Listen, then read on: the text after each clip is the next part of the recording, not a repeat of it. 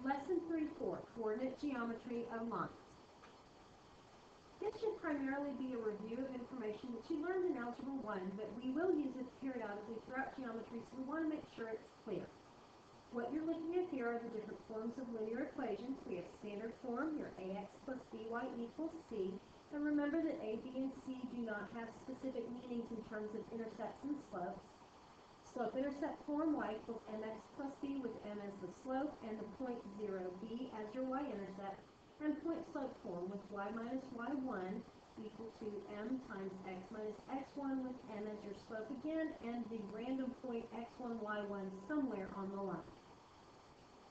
Most of your equations are going to be given to you in standard form. To graph those, you will need to change them into slope-intercept form. Once they're in slope-intercept form, you're going to identify the slope and the y-intercept.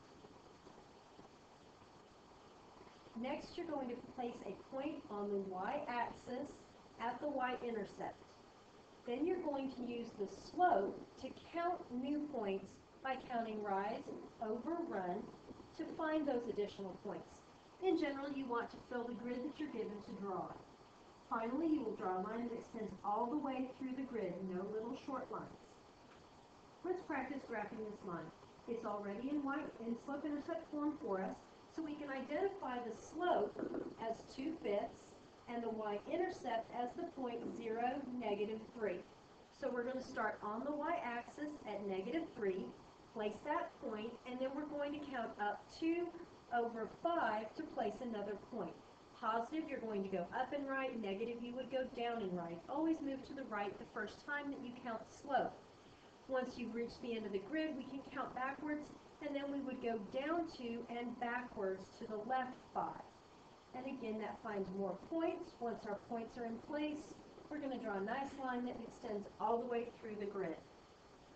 Your next equation needs to be solved for y and put into point or slope-intercept form, and then graph. Stop the video, solve this, identify your information, and graph the line, then resume the video to check. Check your line. You should have the equation y equals -1/4 x plus 2. Once you've simplified your slope, slope is -1/4, y-intercept at 0, 2, and this should be your line. Again, with several different forms of the line, we want to think about the best form of the line when writing equations. If you have the y-intercept, you should be writing the form of the equation of the line in your slope-intercept form. If you don't have the intercept, you have to use point-slope form, but you're going to have to find the slope first if it's not given to you. If the problem asks, you can then change it into either slope-intercept or standard form. Let's look at these examples. In the first one, we do have the y-intercept, so we're going to use our slope-intercept form, y equals mx plus b.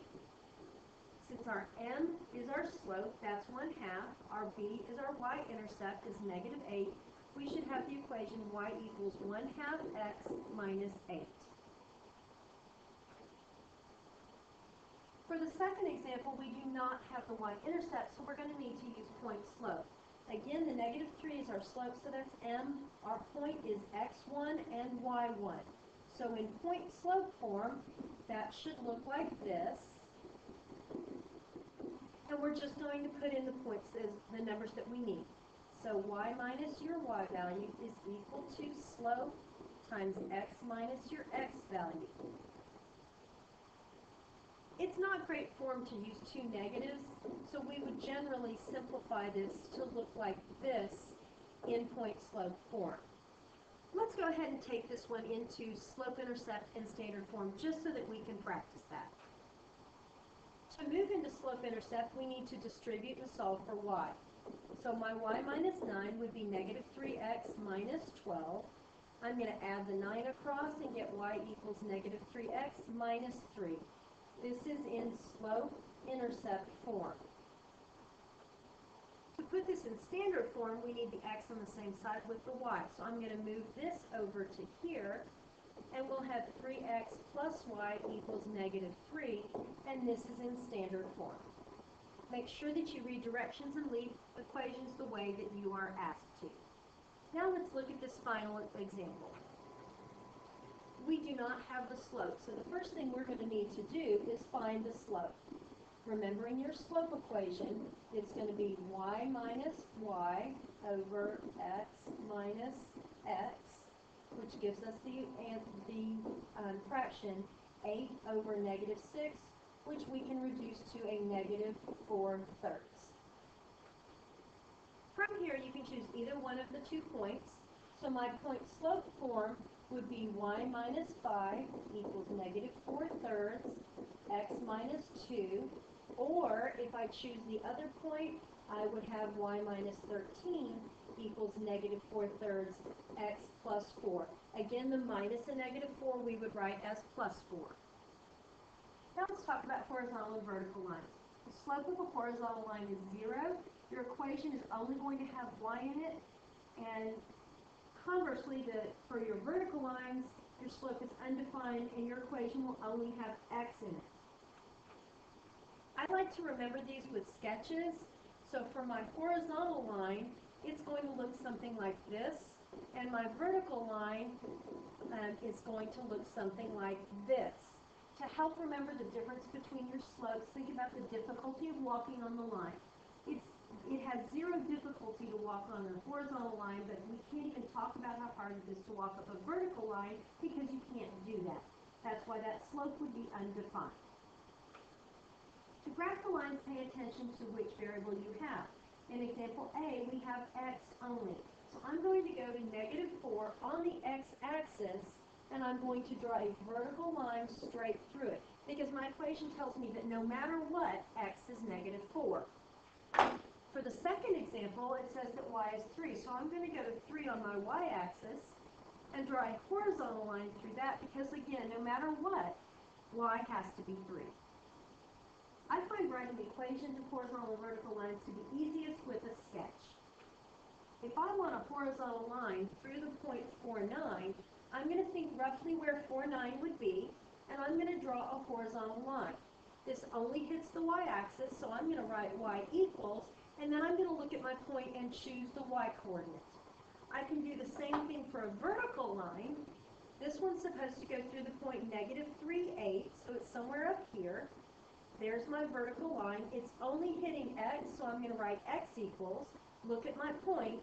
X has to be negative 3. For an undefined slope, all I have to do is remember that that means I can't walk on it. So 4, 2 would be here. I can't walk on that line. That's a vertical line. Only hits x. X is going to have to be 4. And finally, we're going through the point 7, negative 1. Slope of 0 means 0 difficulty. I'm hitting y, so my y has to be negative 1.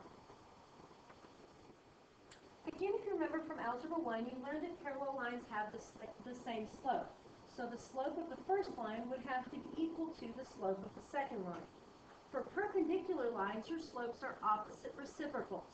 That means the slope of the first line is going to be negative 1 over the slope of the second line. That can get difficult to think about sometimes. The easiest way to remember it is use the words opposite and reciprocal. Opposite means we're going to change the sign, and reciprocal means we're going to flip it over.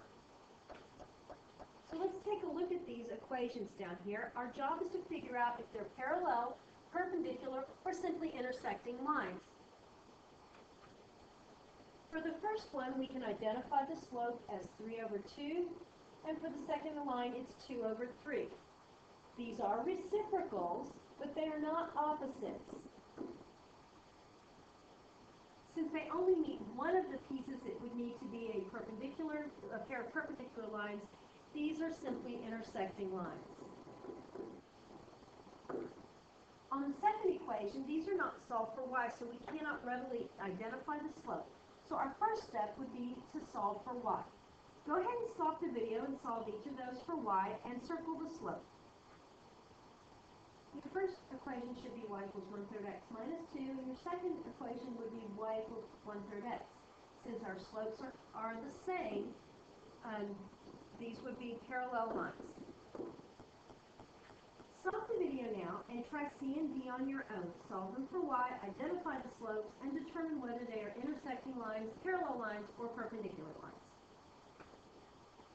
Check your work on the last two. For C, you should have the same slope, making those parallel lines, and on D, you get opposite reciprocals, making them perpendicular. This is the end of the next for section 3-4. At this point, you should go on and do your Tier 1 assignment 341, and then when you're done with that, complete the knowledge check.